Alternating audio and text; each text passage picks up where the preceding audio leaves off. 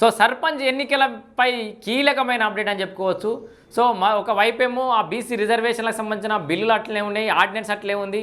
మరోవైపు రాష్ట్ర ప్రభుత్వ యంత్రాంగం మొత్తం అంతా అంటే మన మంత్రులు, ఎమ్మెల్యేలు, ఎమ్మెల్సీలు, బీసీ వాదులు, సంఘాలు, ప్రతిపక్ష ఎమ్మెల్యేలు అందరూ కూడా ఢిల్లీకి పోయి లొల్లి చేస్తామని చెప్పేసి ప్లాన్ చేస్తూ ఉంటే ఎన్నికల సంఘం క్లియర్గా ఆదేశాలు జారీ చేసింది. అన్ని జిల్లాల కలెక్టర్లకి ఈ బ్యాలెట్ బాక్సులు భద్రపరిచే స్ట్రాంగ్ రూమ్లు ఏవైతే ఉంటాయో ఆ రూమ్లో మొత్తం సిద్ధంగా పెట్టుకోరి స్ట్రాంగ్ రూమ్లని అన్నిటి లెక్కలు మాకు పంపిరని చెప్పేసి అయితే ఆదేశాలు జారీ చేసింది. ఆల్రెడీ ఆదేశాలు జారీ అయినాయి. దానికి సంబంధించిన అప్డేట్ ఇది లేటెస్ట్ అప్డేట్ ఇది. తెలంగాణలో స్థానిక సంస్థల ఎన్నికలపై రాష్ట్ర అత్యున్నత న్యాయస్థానం హైకోర్టు కీలక తీర్పును వెలువరించిన విషయం తెలిసిందే. ఈ మేరకు 90 రోజుల్లో సెప్టెంబర్ 30 లోపు ఎన్నికల ప్రక్రియను పూర్తి చేయాలని ధర్మాసనం సర్కార్ ఆదేశించింది. ఇది కూడా మనం చాలాసార్లు చెప్పుకున్నాం. అయితే ఈ నేపథ్యంలో స్థానిక ఎన్నికల నిర్వహణపై ప్రభుత్వం నుంచి మరొక కీలకమైన అప్డేట్ అందింది.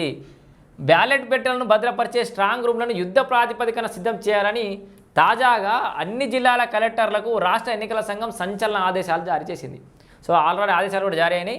బ్యాలెట్ బాక్సులు, పోలింగ్ సిబ్బంది, ఇతర సామాగ్రితో పాటు పూర్తి సమాచారాన్ని నిర్ణీత ఫార్మాట్లో తమకు పంపాలని ఈసీ మార్గదర్శకాలు జారీ చేసింది. ఎందుకంటే ఎలక్షన్ కమిషన్ ఆల్రెడీ ఇదివరకు పంపిణీ ఉంటాయి కాబట్టి ఎలక్షన్ కమిషను ఏ జిల్లాలల్లో ఎన్ని స్ట్రాంగ్ రూమ్లు ఉన్నాయి, స్ట్రాంగ్ రూమ్లో బ్యాలెట్ బాక్సులు ఎన్ని ఉన్నాయి, ఎన్నికలకు సంబంధించిన మొత్తం ఆ పుస్తకాలు ఎన్ని ఉన్నాయి, దానికి సంబంధించిన సామాగ్రి ఎంత ఉంది ఎన్నికలకు సంబంధించింది అనేది ఓ లెక్క తీసుకుంటానట్టు. ఏమైనా తక్కువ పడితే ఇప్పుడే పంపించడానికి సిద్ధమైపోతున్నట్టు. సో మొత్తానికి అవన్నీ అయితే రెడీ అవుతున్నాయట. కాగా రాష్ట్రంలో స్థానిక ఎన్నికల కోసం కొత్తగా ఓటర్ల జాబితాను రూపొందించాలని పంచాయతీరాజ్ శాఖ ఇప్పటికే నిర్ణయించింది. రాష్ట్ర ఎన్నికల సంఘం ఆదేశాలకు అనుగుణంగా సన్నాహాలు జోరుగా కొనసాగుతున్నాయి. పంచాయతీలు, వార్డుల సంఖ్య మరింత పెరగడంతో పూర్తిస్థాయి పక్కా సమాచారంతో జాబితాను తయారు చేసేందుకు అధికారులకు కసరత్తు చేస్తున్నారు. ఎందుకంటే చాలా గ్రామ పంచాయతీలు కొన్నేమో మున్సిపల్గా కలిసిపోయినాయి, కొన్నేమో గ్రామ పంచాయతీలలో అంటే కొన్ని ఏర్పడే వార్డులు సపరేట్గా విభజన అయినాయి. ఇట్లా ఓటర్ల జాబితాను మళ్ళీ ఒకసారి సెట్ చేస్తున్నట్టు.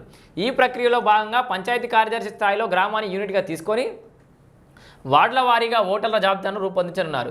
గతంలో పంచాయతీ ఎన్నికల కోసం ఓటర్ల జాబితాను తయారు చేసి నేరుగా ఎంపీడీఓ లాగిన్ ద్వారా టీపోల్ సాఫ్ట్వేర్లో చేర్చారు. అయితే ఇప్పుడు రాష్ట్రంలో కొత్త గ్రామ పంచాయతీలు, వార్డుల సంఖ్య పెంచాలని సర్కారుకు పెద్ద ఎత్తున వినతులు రావడంతో అందుకు అనుగుణంగా మార్పులు చేయాలని నిర్ణయించారు. దీంతో గ్రామాలు, వార్డులో ఓటర్ల సంఖ్య గణనీయంగా పెరిగే అవకాశం అయితే ఉంది. మొత్తానికి ఓటర్ల సంఖ్య పెరుగుతోంది. బ్యాలెట్ పేపర్లు, స్ట్రాంగ్ రూమ్లు అన్నీ కూడా సిద్ధమైపోతున్నాయి.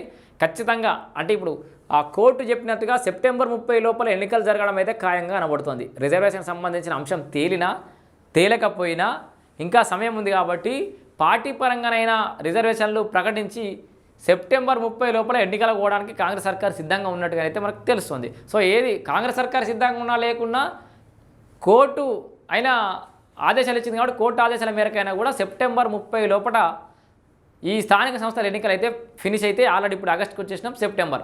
ఇక 2 నెలలే ఉంది. 2 నెలల్లో అన్ని ఎన్నికలు అయిపోతాయి, తయారైతే ఉండాలి.